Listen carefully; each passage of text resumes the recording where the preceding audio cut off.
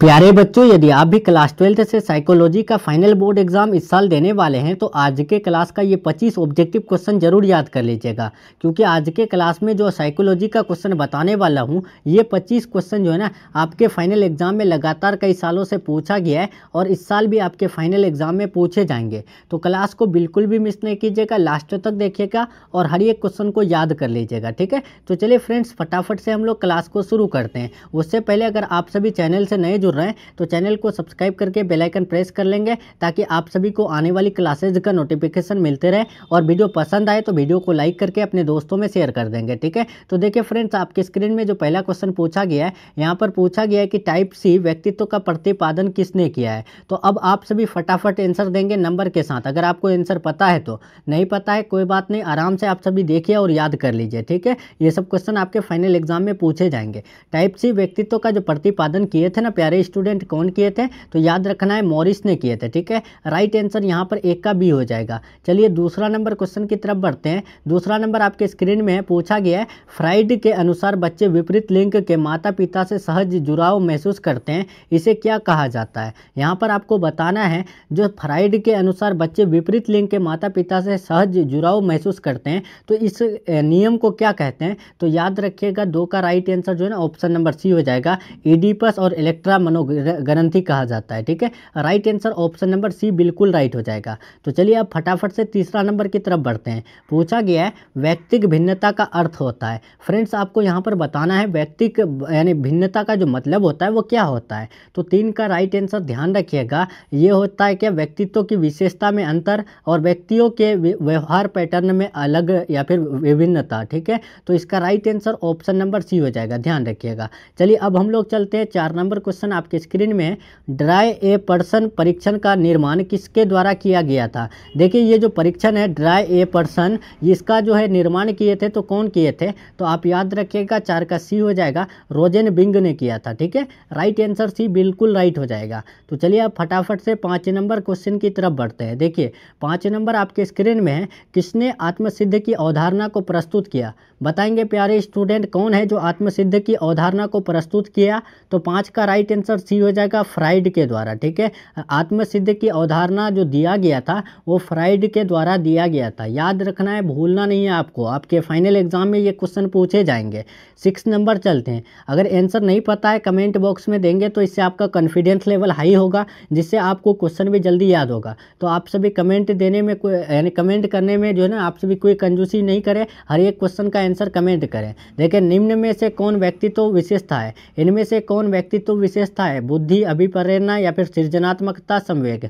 तो फ्रेंड्स याद रखिएगा 6 का राइट आंसर ऑप्शन नंबर जो है ना सी हो जाएगा, सृजनात्मकता। ओके, राइट आंसर सी बिल्कुल राइट हो जाएगा। अब चलते हैं 7 नंबर आपके स्क्रीन में आ चुका है। पूछा गया है निम्न में कौन आत्मनियंत्रण की तकनीक नहीं है। इनमें से कौन है जो आत्मनियंत्रण की तकनीक नहीं है। तो फ्रेंड्स याद रखिएगा 7 का राइट आंसर सी हो जाएगा, जो व्यवहार परीक्षण है। देखिए यहाँ पर इसका राइट आंसर सी होगा, जो व्यवहार परीक्षण है ये आत्मनियंत्रण की तकनीक नहीं है। ठीक है, लेकिन आत्मनिर्देशन, आत्मनियमन और आत्म प्रबलन ये सब जो है आत्मनियंत्रण का जो है तकनीक है। ठीक है, चलिए 8 नंबर क्वेश्चन की तरफ बढ़ते हैं। पूछा गया है कि निम्नांकित में से कौन वास्तविकता का नियम से निर्देशित होता है। इनमें से कौन वास्तविकता का नियम से निर्देशित होता है, उपाहम, पराहम, अहम या फिर इनमें से कोई नहीं। तो फ्रेंड्स याद रखिएगा 8 का राइट आंसर सी हो जाएगा, अहम। ठीक है, चलिए नेक्स्ट क्वेश्चन 9 नंबर। पूछा गया है सामूहिक अचेतन के संपर्क का प्रतिपादन किसने किया। इनमें से कौन है जो सामूहिक अचेतन के संपर्क का प्रतिपादन किया, युंग, एडलर, फ्राइड, इनमें से कोई नहीं। तो फ्रेंड्स याद रखिएगा 9 का right answer option number A हो जाएगा, युंग के द्वारा। ठीक है, नेक्स्ट क्वेश्चन चलते हैं 10 नंबर। निम्न में से कौन 100 मतलब कि अहम का संज्ञानात्मक पहलू है। यहाँ पर अहम पूछे या फिर 100 पूछे, कभी कभी आपको पूछ देता है क्या 100 का जो है संज्ञानात्मक पहलू है, कभी कभी पूछ देता है अहम का संज्ञानात्मक पहलू है। तो आपको गलती नहीं करना है, दोनों में से किसी का भी संज्ञानात्मक पहलू पूछे तो right answer option number D लगाना है, जो आत्मसंपर्क आत्मक्षमता, आत्मसम्मान होता है, ये सब अहम का उदाहरण यानी संज्ञानात्मक पहलू है। ठीक है, राइट आंसर डी बिल्कुल राइट हो जाएगा। फ्रेंड्स, इसके बाद 11 नंबर है। उससे पहले मैं आपको बता दूं, अगर आप सभी का सपना है 400 प्लस लाने का और अभी भी आप सभी प्रेशर से यानी जूझ रहे हैं, या फिर आप सभी सोच रहे हैं कौन सा क्वेश्चन याद करें, कौन सा क्वेश्चन याद ना करें, तो आप सभी को बिल्कुल भी चिंता नहीं लेना है प्यारे स्टूडेंट, क्योंकि आप सभी के लिए 100% लर्ने वाला गेस क्वेश्चन आ चुका है। आप सभी बस इस नंबर में जो है ना कॉल या मैसेज करके बोल सकते हैं कि sir psychology, history, geography, political psychology यानी सोशोलॉजी का सब्जेक्ट का जो है यानी ऑब्जेक्टिव सब्जेक्टिव लॉन्ग क्वेश्चन चाहिए गेस वाला, तो आपको मिल जाएगा। ठीक है, तो बस आपको इस नंबर में कॉल मैसेज करना है व्हाट्सएप पे। ओके, चलिए अब 11 नंबर देखेंगे। पूछा गया है व्यक्तित्व विकास का सही क्रम है, तो व्यक्तित्व विकास का सही क्रम कौन होगा प्यारे स्टूडेंट? तो आप याद रखिएगा, इसका राइट आंसर 11 का सी हो जाएगा, इदम पराहम अहम। ठीक है, राइट आंसर यहाँ पर सी हो जाएगा। ये क्वेश्चन जो है ना 2024 में पूछा गया है। ठीक है, तो आप सभी जो है ना हल्के में नहीं लीजिएगा, इस क्वेश्चन को याद रखिएगा। इसका राइट आंसर इदम पराहम अहम होगा। ठीक है, नेक्स्ट क्वेश्चन चलते हैं। यहाँ पर हम लोग जो है 12 नंबर देखते हैं। 12 नंबर आपकी स्क्रीन में है। पूछा गया है कि रोजर्स ने अपने व्यक्तित्व सिद्धांत में केंद्रीय स्थान दिया है। इनमें से रोजर्स ने जो है अपने व्यक्तित्व सिद्धांत में केंद्रीय स्थान किसको दिया है? तो याद रखिएगा 12 का ए हो जाएगा 100 को। ठीक है, नेक्स्ट क्वेश्चन की तरफ बढ़ते हैं। 13 नंबर पूछा गया है फ्राइड के अनुसार मन के अकारात्मक मॉडल है। इनमें से जो है फ्राइड के अनुसार मन के अकारात्मक मॉडल कौन है? तो याद रखना है 13 का राइट आंसर बी हो जाएगा, उपाहम। ठीक है, right answer option number B बिल्कुल राइट हो जाएगा। चलिए अब 14 नंबर क्वेश्चन की तरफ बढ़ते हैं फटाफट से। पूछा गया है शेल्डन के व्यक्तित्व प्रकार में नहीं है। इनमें से कौन है जो शेल्डन के व्यक्तित्व प्रकार में नहीं आता है? गोलाकार, आयताकार, लंबाकार या फिर जो है किरसाकार? तो याद रखिएगा इसका राइट आंसर 14 का जो है ना डी हो जाएगा। जो किरसाकार है ये शेल्डन के व्यक्तित्व प्रकार में नहीं आता है। ठीक है, राइट आंसर डी सही हो जाएगा। ठीक है, लेकिन गोलाकार, आयताकार, लंबाकार जो है ये शेल्डन के व्यक्तित्व में आता है। ओके, 15 नंबर देखेंगे। पूछा गया है मनोविश्लेषणात्मक सिद्धांत में व्यक्तित्व का कार्यपालक किसे कहा जाता है? फटाफट बताएंगे। आप सभी को वीडियो पसंद आ रही है तो वीडियो को लाइक करिएगा, और चैनल से नए जुड़ रहे हैं तो चैनल को सब्सक्राइब जरूर कर लीजिएगा, ताकि आप सभी को आने वाली क्लासेस का नोटिफिकेशन मिलते रहे। फ्रेंड्स, अगर आप सभी बाद में जुड़ रहे हैं तो आप सभी प्लेलिस्ट में जाइए चैनल का, और साइकोलॉजी का प्लेलिस्ट उठाइए और हर एक क्लास देख लीजिए फटाफट से। ठीक है, बहुत इंपॉर्टेंट क्वेश्चन दिए हैं आपको हर एक क्लास का। देखिए यहाँ पर पूछा गया मनोविश्लेषणात्मक सिद्धांत में व्यक्तित्व का कार्यपालिका जो कहा जाता है या फिर कार्यपालक जो कहा जाता है, राइट आंसर किसको कहा जाता है? तो अहम को कहा जाता है। ठीक है, राइट आंसर भी हो जाएगा। 16 नंबर देखते हैं। यहाँ पर पूछा गया है कि व्यक्ति का विशेषक सिद्धांत डैश द्वारा दिया गया है। इनमें से किसके द्वारा व्यक्तित्व का विशेषक सिद्धांत दिया गया है? तो 16 का राइट आंसर डी हो जाएगा, कैटल के द्वारा। ठीक है, नेक्स्ट क्वेश्चन की तरफ बढ़ते हैं। 17 नंबर पूछा गया है जीवन मूल प्रवृत्ति के संपर्क का प्रतिपादन किसने किया? इनमें से आपको बताना है जीवन मूल यानी प्रवृत्ति के संपर्क का प्रतिपादन किसके द्वारा किया गया है? तो 17 का राइट आंसर बी हो जाएगा, युंग के द्वारा। ठीक है, ध्यान रखना है, याद रखना है। और आप सभी टेलीग्राम चैनल ज्वाइन कर लीजिएगा, ये सब का फ्री PDF टेलीग्राम पर मिलेगा। 18 नंबर देखें, आत्म को किस रूप में समझा जा सकता है? इनमें से किसके द्वारा आत्म को समझा जा सकता है? तो याद रखिएगा आत्मगत और वस्तुगत को। ठीक है, right answer option number C हो जाएगा।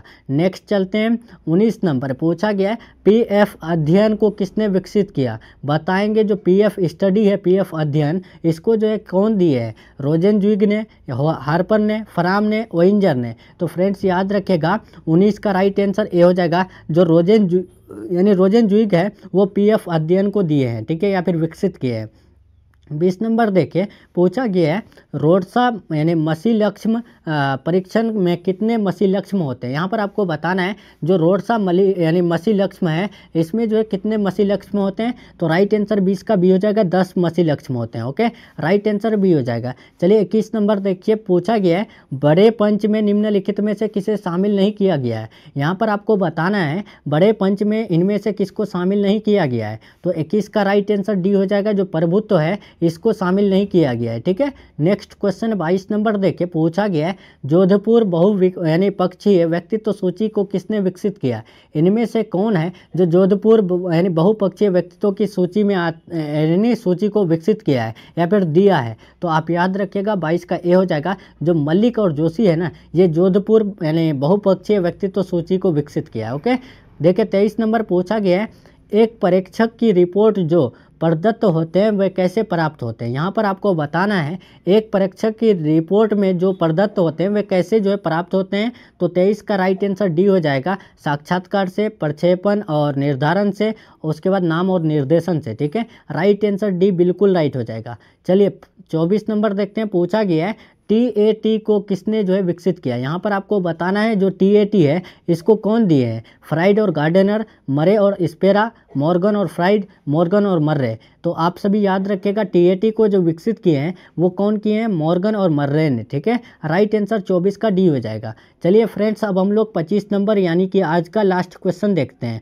पूछा गया निम्नलिखित में से किसमें व्यक्ति मुख्य रूप से अपने बारे में ही संबंध का अनुभव करता है। इनमें से किसमें जो है अपने ही बारे में जो है ना मुख्य रूप से वो संबंध का अनुभव करता है। क्या व्यक्तित्व यानी व्यक्तिगत आत्म का, या फिर सामाजिक आत्म में, या फिर पारिवारिक आत्म में, इनमें से कोई नहीं। तो याद रखिएगा इसका राइट आंसर 25 का ए हो जाएगा। व्यक्तिगत आत्म में व्यक्ति जो है मुख्य रूप से यानी खास रूप से अपने ही बारे में संबंध का अनुभव करता है, फील करता है। ठीक है, महसूस करता है। ओके, राइट आंसर ए हो जाएगा। तो चलिए फ्रेंड्स यहाँ पर आपका जो है ना टॉप 25 साइकोलॉजी मनोविज्ञान का ऑब्जेक्टिव क्वेश्चन का क्लास कंप्लीट हो रहा है। उम्मीद करते हैं आपको ये क्लास बहुत अच्छा लगा होगा। प्यारे स्टूडेंट, अगर आप सभी अभी भी 400 प्लस लाने का सपना देख रहे हैं और आप सभी तैयारी नहीं किए हैं तो 400 प्लस दिलाने वाला नोट्स PDF लेके अपना सपना को पूरा कर सकते हैं। बस आपको इस नंबर में जो है ना कॉल या मैसेज करना है, आपको मिल जाएगा। ओके, तो चलिए फ्रेंड्स मिलते हैं हम लोग नेक्स्ट क्लास में नेक्स्ट टॉपिक के साथ। कल हम लोग जो है